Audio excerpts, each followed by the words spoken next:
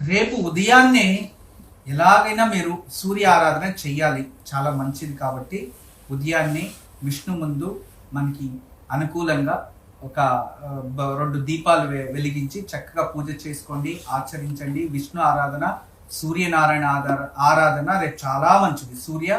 రేపు చాలా మంచిది. రేపు సౌరమాన యుగాది కాబట్టి రేపు కొత్త సంవత్సరం అనే మన పరిగణితంలో తీసుకోవాలి. అదే విధానంగా రేపు ఉదయాన్నే అభ్యంగ స్నానం చేసేవారు కూడా చేసుకోవచ్చు, చాలా మంచిది.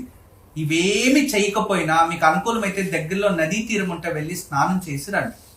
ఇది కాలేదు అంటే రేపు ఉదయాన్నే లేచి చక్కగా ఆదిత్య హృదయ స్తోత్రం చదువుకొని గోధుమ పిండితో 2 ప్రమిదలు చేసి అందులో నెయ్యి పోసి జిల్లేడు ఆకుపై పెట్టి సూర్యునికి ఆరతి చేసి దాన్ని ఇంటి బయట గుమ్మం బయట పెట్టండి.